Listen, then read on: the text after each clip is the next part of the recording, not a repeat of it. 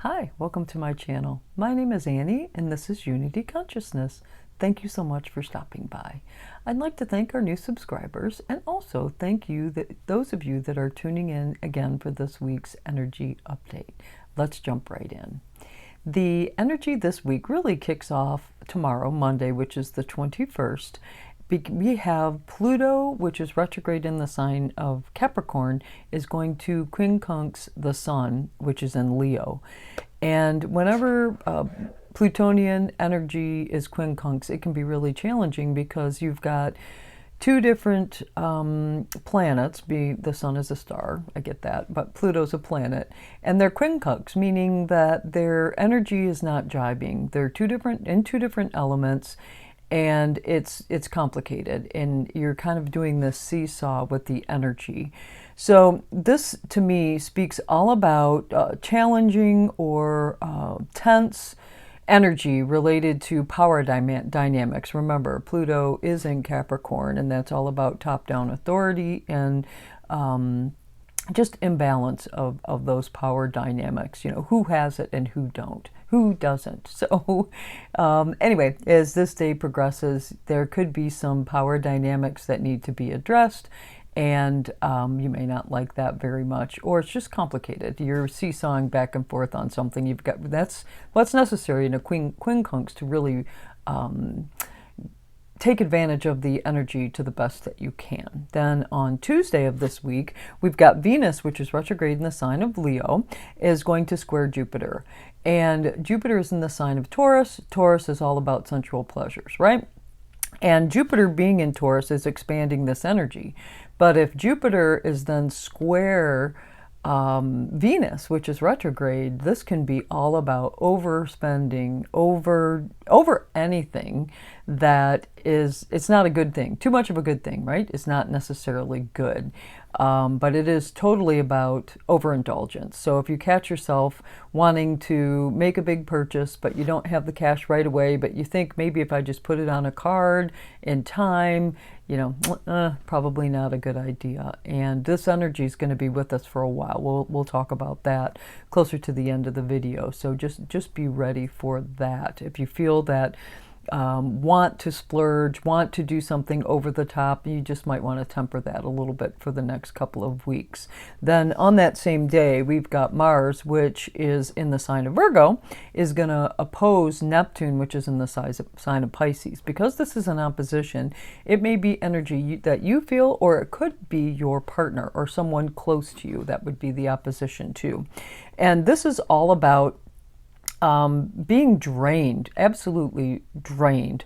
Mars in the sign of Virgo is all about details, spending time, energy just on something. But Neptune being retrograde in Pisces, it's spinning your wheels. It really is spinning your wheels on something that probably doesn't matter. And if there is a wounding or an inner wounding that has not been healed, it could be a trigger point of an inner wounding that expands something that may not even be accurate. So you could find yourself in the middle of a big blowout or a big issue, and you're completely drained, and there's absolutely no truth to it. It's just kind of more of a facade. So practice self-care, take time away. Take time to yourself, do something that feels good to you. Neptune, whenever you're dealing with Neptune energy in the sign of Pisces specifically too, even though retrograde, creativity is a means and mechanism for an outlet. So if you have an artistic flair about you and you are feeling energy on this day, you know, sit down, write a song, draw, sing, whatever your art happens to be. That would be a really good use of this energy that can feel really, really draining. Then on Wednesday of this week, it's time to say happy birthday to Virgo. The sun moves into Virgo, out of Leo into Virgo. And Virgo is all about mastery and your daily routines, the health habits that you keep. Very good for analysis and discernment. However, so happy birthday to the Virgos out there. I do like Virgo energy. It really helps you get down to details. And like I said, if you've got any finite things that you need to accomplish, now's the time to do that. Then on that same day, Mercury is going to go retrograde in the sign of Virgo. Yes, it is Mercury retrograde season. We've been in shadow. Now Mercury is actually going to go retrograde, and at that time is going to be trining Uranus. But let's talk about the retrograde first. Because Mercury is getting ready to go retrograde in the shadow phase, it's really slowing down, so that's magnifying the energy. And next week, Uranus is going to go retrograde and join the outer planets that are already retrograde. Then the week after that, Jupiter goes retrograde. So we've got this pretty significant time of retrograde, many planets in retrograde. We can talk more about that in a minute. Let's get back to Mercury retrograde in the sign of Virgo. Tuesday's energy is all about spinning our wheels, right? Or doing something that really doesn't matter. It doesn't matter. We're getting all worked up about something that didn't really make a difference anyway. Mercury retrograde in Virgo is asking us to evaluate our habits, those daily habits, including self-chat. So if you've got a narrative going on in your head, and that's a regular thing too, this is going to be pronounced at that time. So any of those actions that have to do with daily habits, details, the devil's in the details, any of those actions, it's the more motivational force behind those actions. What is your motivational force? That's what this Mercury retrograde season in the sign of Virgo is all about. Are you practicing mastery, which is truly a Virgo thing? Or are you spinning your wheels on some old paradigm that doesn't really make sense? So this week is going to help us define that. And Mercury retrograde, Mercury is going to be retrograde, obviously, for a few weeks yet, once it does go retrograde. So we'll have some time to really evaluate this. Now, Mercury retrograde in Uranus, I really like this energy. So, Mercury retrograde anyway can be kind of frustrating for folks, but when we're talking about a trine with Uranus, that is great news. And because Mercury is retrograde, it could be something from out of the past, maybe an old opportunity, an old thought, old idea that was a magnificent one at the time, and it just kind of dropped away, drifted away, disappeared, whatever. Well, guess what? It's popping back up. It's coming right up, and it's good news. It's very exciting. Probably has to do with authenticity, freedom, truth, because again, Uranus is involved, and this is a trine, so it's really good use of Uranian energy. But because Mercury's retrograde, you might not see the unfoldment right away. You might get the news that this is going to occur, but you might need to sit and be patient for a couple of more weeks while Mercury does its thing going retrograde, okay? Then on Thursday of this week, which is already the 24th, oh my goodness, Mars in the sign of Virgo is going to trine Pluto in retrograde in the sign of Capricorn. And this is all about using that mastery, right? Mars in Virgo, mastery, masterful actions.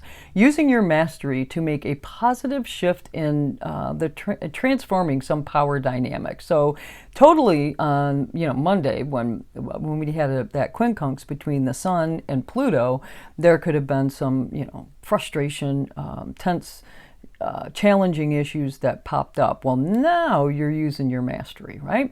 You can understand the details and have the drive to make whatever change is necessary.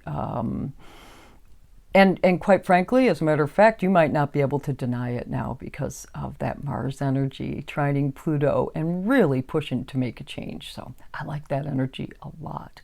It's probably my favorite energy of the week, to be honest with you.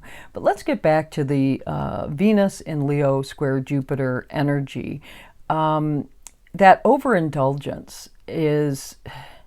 It is going to be with us for a couple of weeks because Venus is getting ready to go direct. I believe it's on the 3rd of September, and Jupiter is getting ready to go retrograde. Their energy is beginning to expand, mount, be stronger.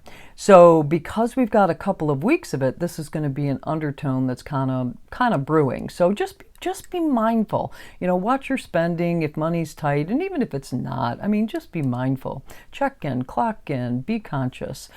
Sensual pleasures, again, we've got Jupiter's in the sign of Taurus, and Taurus is all about those sensual pleasures. Just remember, too much of it may not be such a good thing, okay? Next week, we have a super full blue moon in the sign of Pisces.